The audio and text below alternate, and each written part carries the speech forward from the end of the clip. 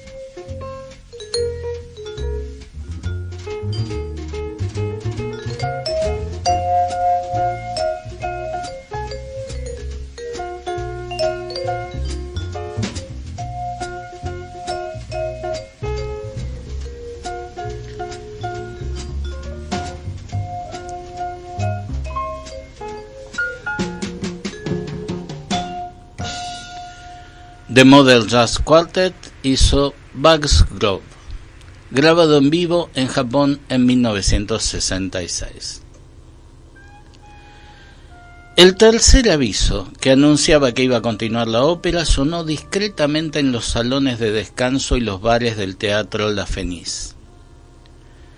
El público apagó los cigarrillos, apuró las copas, concluyó las conversaciones y se dispuso a volver a sus localidades. En la sala, brillantemente iluminada por el entreacto, se oía el sordo bulicio de los que entraban. Aquí refulgía una joya, allá una estola de bisón se ceñía un hombro desnudo, o una uña sacudía una mota de polvo de una solapa de satén. Primero se llenaron los pisos, después la platea y por último las 3 hileras de palcos. Menguaron las luces. Quedó en penumbra la sala y renació la expectación creada por la representación en curso mientras el público esperaba que el director de orquesta volviera a subir al podio. Poco a poco se apagó el murmullo de las voces, cesó el rebullir de los músicos y se hizo el silencio total que anunciaba la disposición de la concurrencia a presenciar el tercer y último acto. El silencio se dilataba, se hacía más denso. En el primer anfiteatro sonó una tos, seguido de un golpe seco de un libro o de un bolso contra el suelo. La puerta del foso de la orquesta seguía cerrada. Los primeros en ponerse a hablar fueron los músicos. Un segundo violín se inclinó hacia la mujer que tenía a su lado y le preguntó si ya había hecho planes para las vacaciones.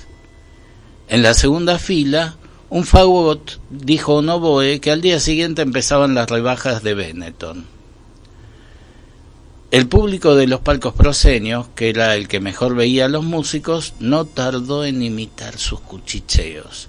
Otro tanto hicieron a continuación los que llenaban los anfiteatros y por último los ocupantes de las butacas de platea, como si los más ricos fueran también los más reacios a permitirse esta falta de disciplina. El murmullo crecía, pasaban los minutos, de pronto se ahuecaron los pesados pliegues del telón y por una estrecha abertura del terciopelo verde apareció Amadeo Fazzini, el gerente del teatro, con aire cohibido. El técnico de iluminación que ocupaba la cabina situada encima del segundo piso, desconcertado, decidió enfocarlo con un brillante haz blanco, deslumbrando a Fazzini, que hizo pantalla con el antebrazo como para protegerse de un golpe, y empezó. Señoras y caballeros, se interrumpió y con la mano izquierda hizo furiosas señas al técnico, que al percatarse de su error apagó el foco. Superada su ceguera momentánea, el hombre del escenario volvió a empezar. Señoras y caballeros, lamento tener que comunicarles que el maestro Welaner no podrá seguir dirigiendo la orquesta. En la sala crecían los cuchicheos. Se volvían las cabezas y crujían sedas, pero él prosiguió ajeno al ruido. Ocupará su lugar el maestro Longhi. Antes de que el murmullo ahogara su voz, Fazzini preguntó en tono estudiadamente tranquilo: ¿hay algún médico en la sala? Este es el comienzo de Muerte en la Fenice, la primera novela de Donna León, publicada en 1992. La Fenice está en Venecia y es considerado uno de los teatros de ópera más prestigiosos del mundo. Fue inaugurado en 1792 y en él estrenaron obras Rossini, Verdi, Bellini, Donizetti, entre otros. En la ficción, durante el estreno de una puesta de la ópera La Traviata de Giuseppe Verdi, aparece muerto en su camarín el director de la orquesta, el alemán Helmut Wellauer, una de las figuras más célebres del mundo de la música clásica. Según determina forense, se trata de un envenenamiento con cianuro. El encargado de investigar esa muerte es el comisario Guido Brunetti, de la policía de Venecia.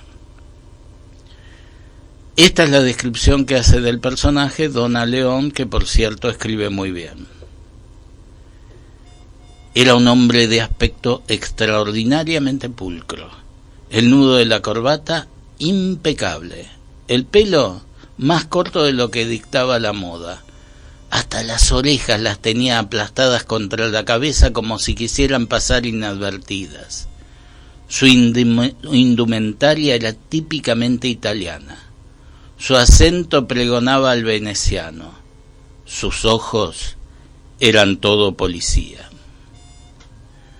Brunetti debe determinar si se trata de un suicidio o un asesinato, y en ese caso, quién fue el autor o la autora. Sospechosos no faltan. Más allá de la admiración que ha ganado por su labor en el mundo de la música, Wellauer tenía muchísimos enemigos. Era un hombre tiránico, colérico, arrogante, que maltrataba y descalificaba a las personas con las que se vinculaba. Era notoriamente homófobo y corrían rumores de que tenía un pasado nazi. Numerosas personas podrían haberle deseado la muerte. Su joven esposa, 30 años menor que él, Flavia Petrelli, la soprano que interpreta el rol principal en la ópera, su pareja, Brett Lynch, una arqueóloga norteamericana que trabaja en China, y muchas otras personas que sufrieron sus agravios. Muerte en la Fenice no es exactamente una novela negra. El interés principal está en descubrir si fue asesinato o suicidio y en caso de que hubiera un crimen, quién sería el responsable. Por otra parte, si Chandler describía la creación del género negro diciendo Hammett extrajo el crimen del jarrón veneciano y lo depositó en el callejón, el ámbito en el que transcurre esta historia, el de los grandes intérpretes de la lírica, es más cercano a los jarrones, justamente venecianos, que a cualquier callejón. Más allá de eso, la óptica es realista, lo que aleja al libro de los clásicos del policial de enigma. La muerte no es una excusa que sirva como soporte a un juego de adivinanzas entre el escritor y el lector. En ese momento, al comisario le pareció que había pasado la vida haciéndole esto a la gente, diciéndoles que un ser querido había muerto o peor, que había sido asesinado.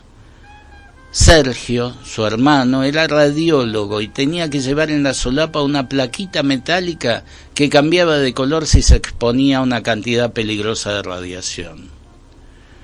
De haber llevado él una placa sensible a la tristeza, al dolor o a la muerte, haría tiempo que habría cambiado de color permanentemente. El personaje de Brunetti se aleja del estereotipo del policía solitario, alcohólico, mal alimentado y mujeriego. El comisario adora a su familia, vive con su esposa Paola y tiene 2 hijos adolescentes, Raffaele y Chiara. Es un hombre muy inteligente y sereno que siempre prefiere hacer las cosas de la manera correcta. Tiene una mirada crítica acerca de la sociedad italiana.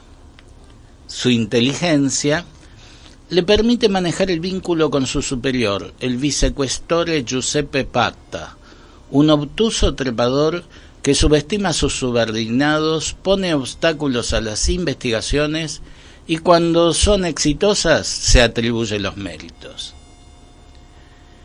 En cuanto a la esposa de Brunetti, Paola, es más inteligente que su marida.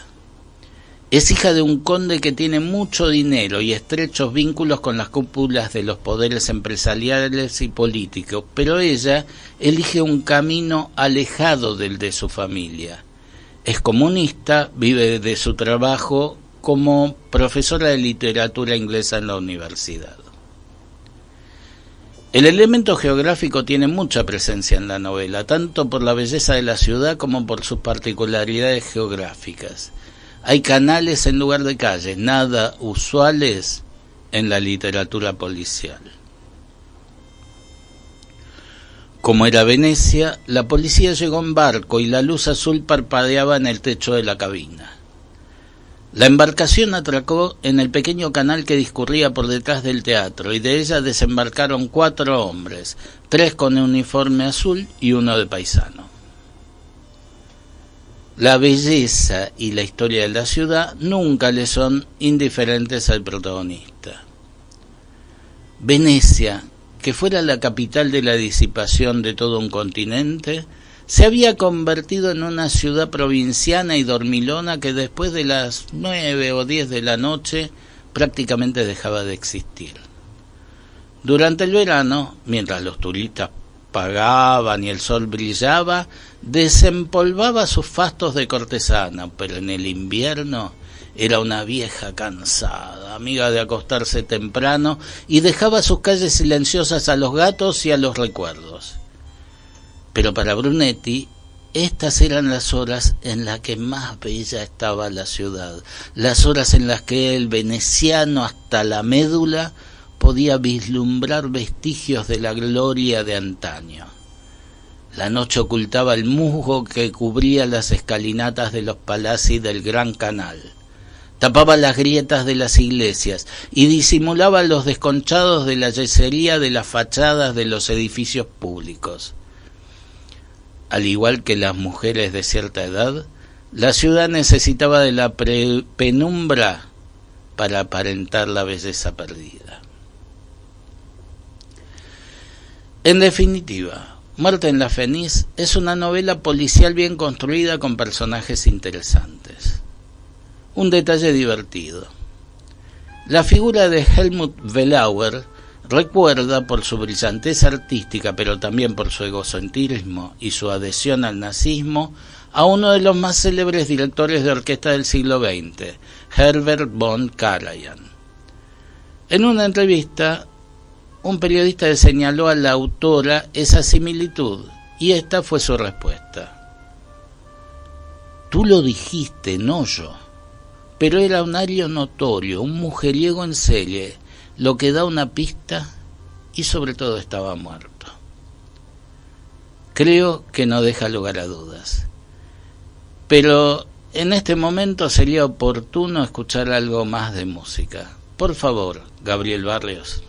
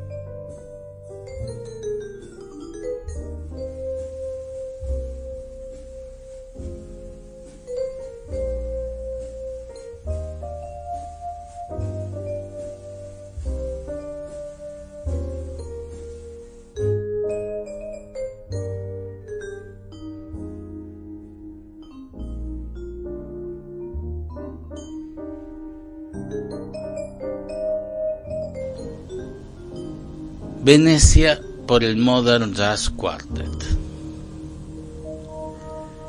El cuerpo flotaba boca abajo en la sucia agua del canal.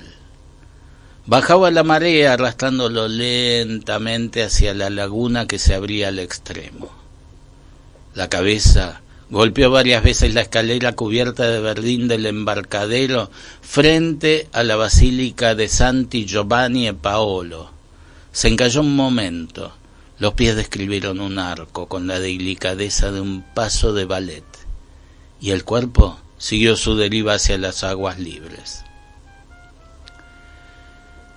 Así comienza Muerte en un país extraño, la segunda novela de la serie de Brunetti, publicada en 1993. En la página siguiente, la escritora continúa con la historia del cadáver que flota en un canal veneciano. La mujer saboreaba a pequeños sorbos el café cargado y caliente, observando las palomas que ya habían empezado a picotear alrededor de la estatua. Se asomó a mirar el pequeño bote de su marido que oscilaba en el agua verde oscuro al pie de la ventana. Había llovido por la noche y quería comprobar si la cubierta de lona estaba bien puesta. Si el viento le había soltado, Nino tendría que bajar a achicar el agua antes de ir a trabajar. Estiró el cuello para ver bien la proa. Al principio pensó que era una bolsa de basura que la marea nocturna se habría llevado al del muelle, pero era muy simétrica, rectangular, con una sacada al lado de un tronco central, como si fuera... ¡Oh, Dios!, jadeó la mujer dejando caer la taza de agua cerca del extraño bulto que flotaba en el canal boca abajo. ¡Nino, Nino!, gritó mientras iba hacia el dormitorio. ¡En el canal hay un cadáver! Las mismas palabras, en el canal hay un cadáver, despertaron a Guido Brunetti 20 minutos después. Se volvió del lado izquierdo metiendo el teléfono en la cama. El cadáver encontrado en el canal es el de un hombre joven que no murió ahogado sino de una puñalada en el pecho. Si bien no lleva ningún tipo de identificación, en uno de sus bolsillos lleva algunas monedas estadounidenses, lo que abre la posibilidad de que sea norteamericano, lo que preocupa y mucho al jefe de Brunetti.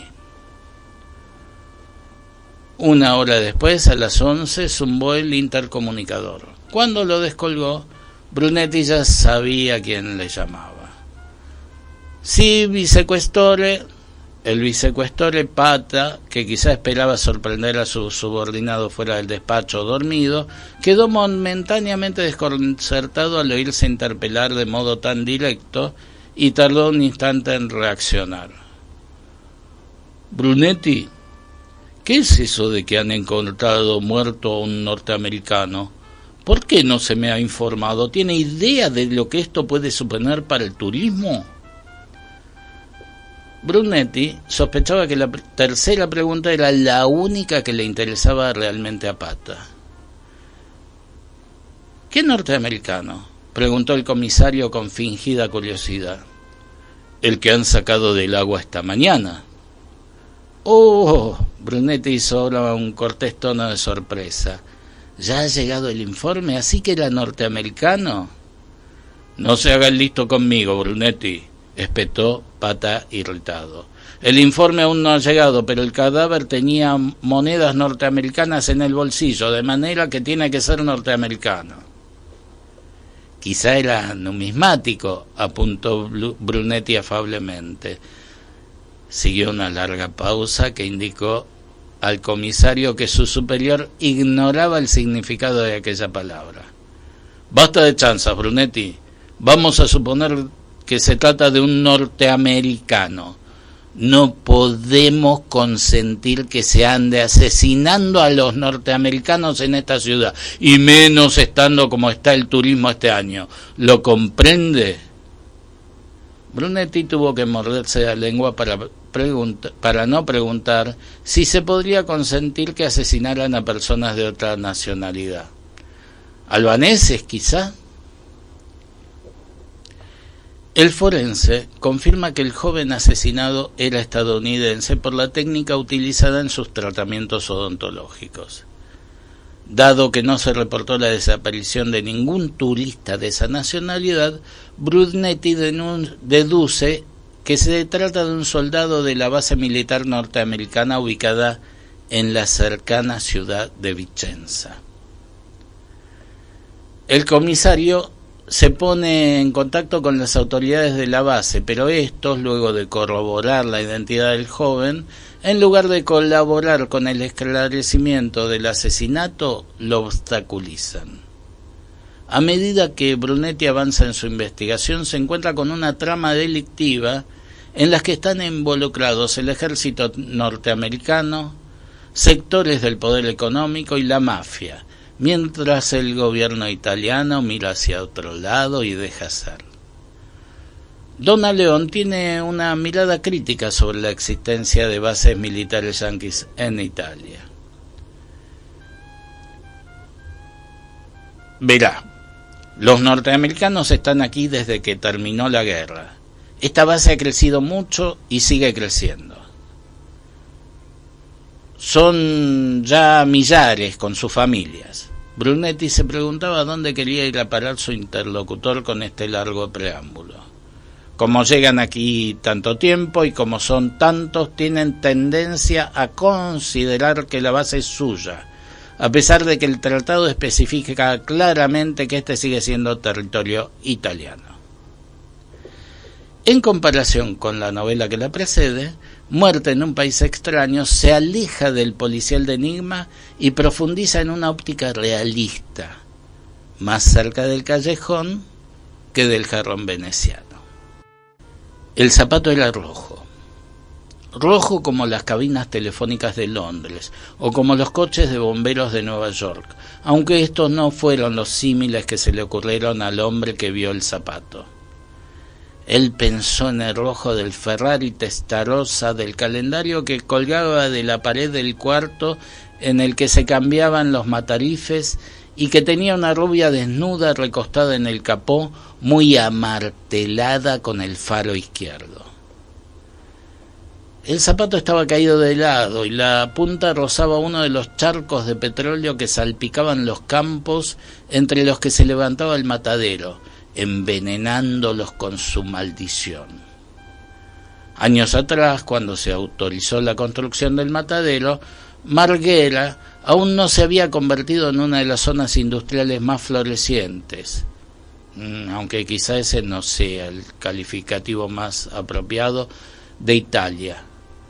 Aún no había refinerías de petróleo ni fábricas de productos químicos instaladas en las hectáreas de tierras pantanosas que se extienden al borde de la laguna frente a Venecia, la perla del Adriático.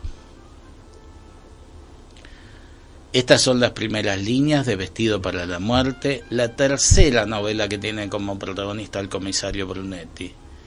Un trabajador de un matadero divisa un lujoso zapato rojo de mujer en los terrenos que rodean la planta industrial.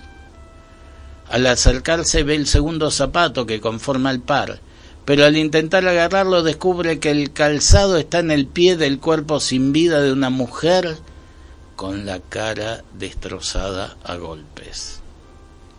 En realidad no se trata de una mujer, sino de un varón vestido con ropas femeninas. Brunetti comienza a indagar en ámbitos relacionados con los travestis y la prostitución, pero su esfuerzo es infructuoso. Nadie reconoce el cadáver hasta que se descubre que el muerto es el director de la sucursal veneciana de un importante banco italiano. Durante la investigación, Brunetti descubre casualmente el vínculo entre un prostituto y la Liga de la Moralidad de la Santa Madre Iglesia. Por supuesto que nada es lo que aparenta en primera instancia, y el asesinato se relaciona con negocios turbios de alto nivel. Un giro argumental interesante en una línea secundaria es que Donna León decide humanizar a su personaje más esquemático, el vicequestore Pata. Normalmente, la noticia de que un travesti había aparecido en Marghera con la cara destrozada hubiera causado sensación, incluso entre el personal de la Questura de Venecia, que estaba de vuelta de todo, en especial si el hallazgo se producía durante el largo periodo festivo del Ferragosto, en que la delincuencia solía disminuir o no pasaba de pequeños atracos y robos de pisos. Pero ese día hubiera hecho falta mucho más morbo para desplazar la espectacular noticia que había corrido como un reguero de pólvora por los pasillos de la Questura. Durante aquel fin de semana, María Lucrecia Pata, esposa del vicequestore Giuseppe Pata, había abandonado a su marido tras 27 años de matrimonio para instalarse en Milán. Y al llegar a este punto, cada narrador de la noticia hacía una pausa para que el oyente pudiera prepararse para el bombazo. En la casa de Tito Burrasca, pionero y gran animador de la industria italiana del cine porno. A partir del abandono de su esposa, el personaje aparece como un hombre vulnerable y por lo tanto con cierto rasgo de humanidad. El último martes de septiembre cayó la primera nieve en las montañas que separan el norte de Italia de Austria, más de un mes antes de lo habitual. La nevada empezó de repente, traída por gruesos nubarrones que se habían presentado de improviso. Al cabo de media hora, en el puerto de montaña de Tarvisio, la carretera estaba resbaladiza y peligrosa. Hacía un mes que no llovía y la nieve se posaba en un asfalto cubierto de una reluciente capa de aceite y grasa. Esta combinación resultó fatal para un gran camión de 4 ejes con matrícula rumana, cargada, según constaba en el manifiesto, con 90 metros cúbicos de tablas de pino. Durante el descenso hacia la autoestrada y las vías más cálidas y seguras de Italia, el conductor frenó bruscamente en una curva y el enorme vehículo se salió de la carretera a 50 kilómetros por hora. Los neumáticos abrieron profundos surcos en la tierra que aún no estaba helada, mientras la caja del camión tronchaba troncos y partía ramas en su paso, desgarrando la ladera hasta el fondo del barranco, donde el camión chocó contra una pared rocosa y reventó, esparciendo su carga en un amplio radio. Este es el comienzo de Muerte y Juicio, la cuarta novela de la serie del comisario Guido Brunetti, publicada en 1995. En el inicio, luego del accidente del camión rumano que se desbarranca, la policía encuentra bajo las tablas los cadáveres aplastados de varias mujeres jóvenes. Un mes más tarde, en el tren en el que viaja desde Padua hacia Venecia, es asesinado de 2 disparos en el pecho Carlo Trevisan, un abogado especializado en derecho internacional vinculado a acaudalados empresarios y financieros. Brunetti queda a cargo del caso. Una semana después,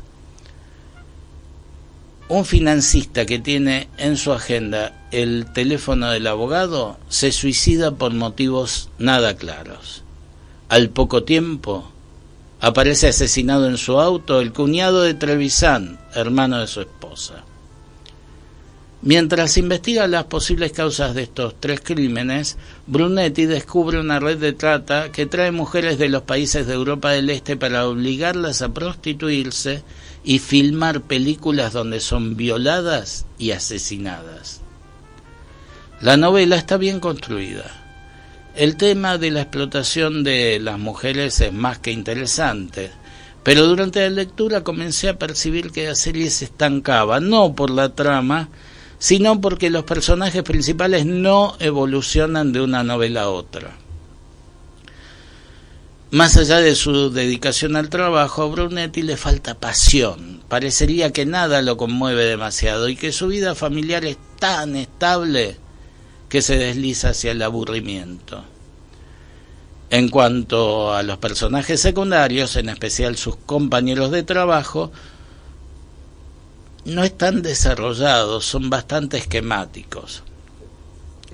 Pero me parece que este es el momento oportuno para pedirle a Gabriel Barrios que queremos escuchar al Modern Jazz Quartet.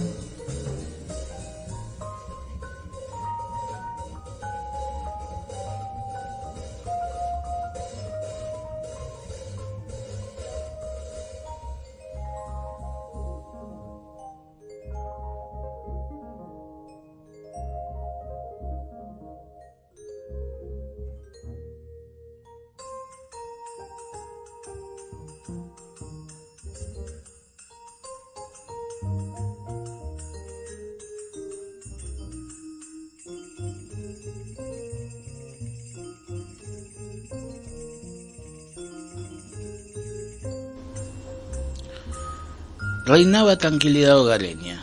Flavia Petrelli, diva reina de la Scala, picaba cebolla en la caldeada cocina. Dispuestos ante sí tenía varios tomates de pera, 2 dientes de ajo cortados en finas láminas y 2 rollizas berenjenas. Mientras trabajaba inclinada sobre el mármol, Flavia cantaba llenando la cocina de las áureas notas de su voz de soprano. De vez en cuando retiraba con la muñeca un oscuro mechón de cabello que, no bien quedaba recogido detrás de la oreja, volvía a saltar sobre la mejilla. En el otro extremo de la vasta habitación que ocupaba la mayor parte del último piso del Palazzo Veneciano del siglo XIV, Brett Lynch, su propietaria y amante de Flavia, estaba echada en un sofá beige con los pies descalzos, apoyado en un brazo del mueble y la cabeza en el otro, siguiendo la partitura de I Puritani, cuya grabación lanzaba al aire todo volumen los vecinos a chincharse, 2 altavoces alargados que descansaban en pedestales de caoba. La música subía de tono haciendo vibrar el aire de la habitación, mientras Elvira se disponía a enloquecer por partida doble, porque en la habitación cantaban 2 Elviras, lo que producía una sensación inquietante. Una, la que Flavia había grabado en Londres 5 meses antes y que brotaba de los altavoces. La otra era la voz de la mujer que picaba cebolla. De vez en cuando, Flavia interrumpía el afinado dúo para preguntar: ¿quién ha dicho que tengo un registro medio? O ¿se supone que es un si bemol lo que tocan los violines? Y después seguía cantando y picando. A su izquierda, en una gran sartén puesta sobre un fogón graduado al mínimo, el aceite esperaba las hortalizas. Así comienza el primer capítulo de Acqua Alta, la 5ª novela del ciclo Brunetti, publicada en 1996, donde la autora reencuentra a 2 personajes de Muerte en la Fenice: la cantante lírica Flavia Petrelli y su pareja Brett Lynch, la arqueóloga norteamericana que trabaja en China. En el departamento de Brett, mientras la soprano cocina y canta sobre una grabación, la arqueóloga atiende la llamada del timbre. Supuestamente son 2 mensajeros que le acercan unos papeles enviados por el doctor Semenzato, director del Museo del Palacio Ducal. Cuando los hombres ingresan en la vivienda, comienzan a golpear a Brett mientras la amenazan y le dicen que no debe ir a la cita con el doctor Semenzato. La cantante, armada con el cuchillo con el que picaba cebolla, hiere a uno de los agresores y provoca su huida. Pese a la intervención de su pareja, la arqueóloga tiene varias costillas fracturadas y una fisura en la mandíbula. Por su vínculo previo, Brunetti queda a cargo de la investigación, pero el caso se agrava cuando Semenzato, el director del museo, es asesinado. Ambos crímenes tienen que ver con la falsificación y robo de obras de arte y antigüedades. Como les comentaba antes, en las novelas de Donna León sobre Brunetti siempre está presente la deslumbrante belleza de la ciudad de Venecia, pero también su deterioro por el paso del tiempo y la sobrepoblación de turistas. Pero en Acqua Alta, la bella urbe se vuelve un territorio hostil por una descomunal inundación y las constantes y copiosas lluvias. Al salir del hospital, Brunetti vio que el cielo se había cubierto, había entrado en la ciudad un fuerte viento del sur. Se notaba en el aire una humedad que presagiaba lluvia, lo que significaba que quizá aquella noche los despertara el bramido estridente de las sirenas. Él aborrecía el Acqua Alta con todo el encono de los venecianos, y ya se indignaba al pensar en los turistas que se apiñarían en las pasarelas, boquiabiertos, riendo, señalando, haciendo fotos y cortando el paso a la gente que tenía que ir a trabajar o hacer la compra, y no deseaba sino verse otra vez cuanto antes en sitio seco, lejos del trastorno, la suciedad y la irritación general que las aguas imparables traían a la ciudad. Probablemente Acqua Alta sea el punto más alto entre las 5 primeras novelas de la serie, tal vez porque al rescatar a los personajes de la cantante y la arqueóloga, el relato se humaniza y de alguna manera supera la limitación de la falta de evolución de los personajes de las novelas anteriores. Cuando terminé de leerlo, encaré con entusiasmo la novela siguiente. Brunetti, sentado ante su escritorio, se miraba los pies. Los tenía apoyados en el cajón de abajo y le mostraban 4 hileras verticales de ojales metálicos que parecían devolverle la mirada con gesto de reproche multiplicado. Durante la media hora última, el comisario había dividido su tiempo y atención entre las puertas del armario de la pared del fondo y, una vez bien vistas estas, sus zapatos. Cuando el canto del cajón empezaba a clavársele en el talón, descruzaba los tobillos y volvía a cruzarlos alternando el punto de apoyo, pero ello solo cambiaba la situación de los ojales sin atenuar el reproche ni mitigar el aburrimiento. Desde hacía 2 semanas el vicequestore Giuseppe Pata estaba de vacaciones en Tailandia, en lo que el personal de la questura insistía en llamar su segunda luna de miel. Y Brunetti había quedado al mando de los que combatían el crimen en Venecia. Pero el crimen parecía haber subido al avión con el vicequestore, porque nada importante había sucedido desde que habían abandonado la ciudad Pata y su esposa, recién reintegrada al hogar. La idea le daba escalofríos a los brazos de su marido, salvo algún que otro robo de poca monta. Les leí el inicio del primer capítulo de Mientras dormían, la 6ª novela de la serie Brunetti, publicada en 1997. El comisario investiga una serie de muertes aparentemente naturales ocurridas en una residencia geriátrica dependiente de una orden de la Iglesia Católica. Todos los fallecidos habían manifestado su voluntad de dejar en herencia sus cuantiosos bienes a la institución. Les confieso que cuando llegué a la mitad de este libro, al igual de lo que me había pasado en la primera lectura hace unos 25 años, lo abandoné. No porque la trama estuviera mal construida, sino porque sentí que estaba ante un esquema narrativo que se repetía sin cambios. Como les dije antes, los personajes no evolucionan a través del tiempo. Entiendo que hay muchas motivaciones para que un escritor prolongue una serie, desde su enamoramiento con las criaturas que creó, hasta la consideración de que hay aspectos de su personaje que no llegó a contar. También sé que la industria editorial impulsa la continuación de las series que han tenido buenas ventas, y que para el escritor o la escritora el estímulo económico y el vínculo con sus lectores puede llegar a ser muy satisfactorio. Pero se necesita mucho talento para construir una serie larga sin caer en repeticiones. La escritura es un oficio y Donna León ha publicado 32 novelas sobre Brunetti en 32 años, lo que es un ejemplo de laboriosidad. Tal vez en las novelas posteriores haya obras valiosas, tal vez algún día me decida a leerlas, pero por ahora lo dudo. Me quedo con la buena impresión que me causaron Muerte en la Fenice, Muerte en un país extraño y Acqua Alta. Una última observación. Donna León escribe en inglés y su obra fue traducida a muchos idiomas, pero ella no aceptó que sea traducida al italiano.